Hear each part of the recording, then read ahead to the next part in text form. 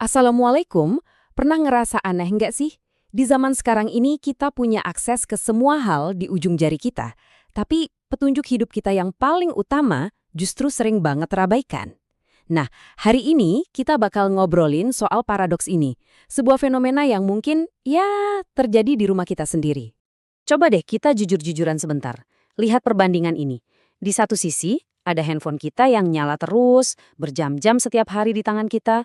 Di sisi lain, ada Al-Quran, kitab petunjuk kita yang mungkin disentuh 5 menit aja enggak. Ini bukan buat menghakimi ya, tapi buat kita sama-sama sadar, kemana sih sebenarnya waktu dan perhatian kita paling banyak pergi? Oke, kita masuk ke bagian pertama, mushaf yang berdebu, gawa yang menyala. Yuk kita lihat lebih dalam fenomena yang sebenarnya cukup menyedihkan ini. Coba lihat di sekeliling kita. Rumah kita nyaman, HP kita canggih dan mahal, isinya puluhan aplikasi. Kita rawat banget semua aset duniawi kita. Tapi anehnya, aset kita yang paling berharga, yang gak ternilai, petunjuk langsung dari Sang Pencipta, justru sering kita biarin gitu aja, ngumpulin debu di atas rak. Ironis kan? Terus, apa sih akibatnya kalau kita terus-terusan begini? Waktu kita lihat ada banyak masalah di masyarakat, kemiskinan, perpecahan, dan lain-lain, kita sering banget nunjuk faktor-faktor luar. Tapi, gimana kalau akar masalahnya itu sebetulnya jauh lebih personal dan lebih dalam dari yang kita kira? Kita ini sering banget kayak dokter yang salah kasih diagnosis. Kita lihat gejalanya, misalnya kemiskinan, masalah politik, krisis ekonomi, lalu kita sibuk ngobatin gejala-gejala itu. Padahal, kita sama sekali nggak nyentuh penyebab utamanya. Kita melewatkan penyakit yang sebenarnya. Nah, ini dia. Ini dia akar dari semua akar masalah yang ada. Problem terbesar kita sebagai umat itu bukan soal ekonomi atau politik. Masalah terbesar kita adalah ketika kita sendiri yang menjaga jarak dari Al-Quran. Dan lihat deh, efek dominonya itu nyata banget. Ketika koneksi kita ke source code ilahi ini putus, ya udah, seluruh sistem mulai berantakan. Akhlak pribadi jadi gampang rusak, keutuhan keluarga jadi taruhan, bahkan sampai ke sistem ekonomi dan kepemimpinan pun jadi korup. Semuanya nyambung loh. Ini jelas bikin kita bertanya-tanya dong, kenapa? Kenapa kita ninggalin Al-Quran? Jawaban yang paling menusuk, yang paling jelek, justru datang dari Al-Quran itu sendiri. Sebuah keluhan yang diabadikan oleh Allah selamanya. Coba kita berhenti sebentar di sini dan benar-benar renungkan ayat ini. Perhatiin baik-baik ya. Ini bukan keluhan tentang orang yang gak beriman.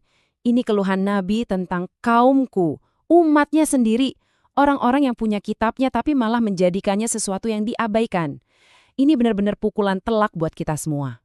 Dan meninggalkan itu ternyata bentuknya macam-macam. Bukan berarti kita terang-terangan nolak. Justru seringnya ini adalah pengabaian yang halus, yang nggak kita sadari. Kita nggak baca. Atau baca tapi nggak coba pahami. Atau paham tapi nggak kita renungkan. Dan ujung-ujungnya nggak kita amalkan. Pelan-pelan kita ditelan sama kesibukan. Ini dia, strategi musuh kita yang paling cerdas. Dia nggak perlu repot-repot ngelarang kita baca Al-Quran. Cukup kasih kita sesuatu yang lain. Scroll tanpa henti di media sosial, berita-berita nggak penting, dan hiburan yang nggak ada habisnya. Dia cukup bikin kita terlalu sibuk dan terlalu capek untuk hal yang paling penting. Oke, cukup soal masalahnya. Sekarang kita ngomongin solusinya. Gimana caranya kita bisa balik lagi? Sejarah udah berkali-kali ngebuktiin. Setiap kebangkitan umat itu selalu diawali dari satu hal yang sama, yaitu kembali kepada Al-Quran.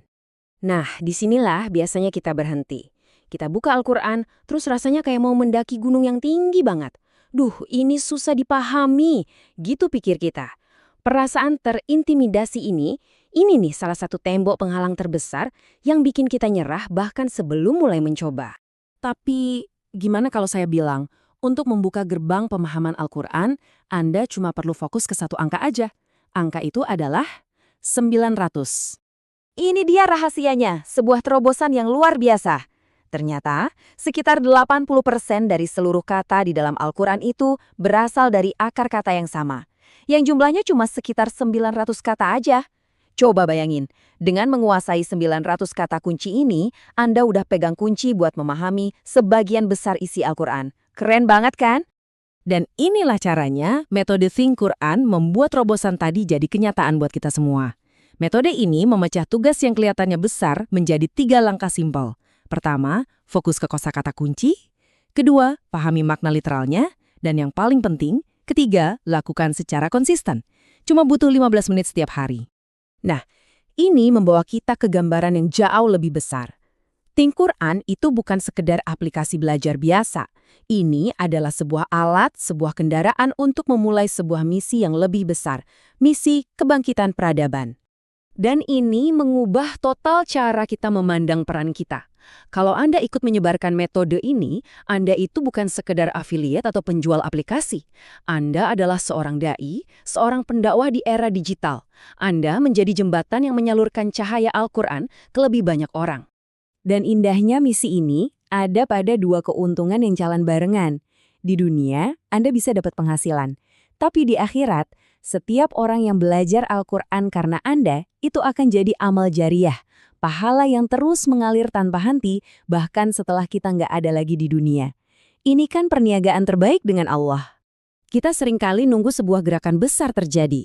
Tapi kita lupa, semua gerakan besar, semua hutan yang lebat, itu selalu dimulai dari satu benih kecil yang ditanam. 15 menit yang Anda luangkan hari ini bisa jadi adalah benih itu. Jadi pertanyaannya bukan lagi kapan kebangkitan umat akan terjadi, tapi apakah kebangkitan itu akan dimulai dari Anda hari ini? Think Quran. Magic with AI. Sky Movement.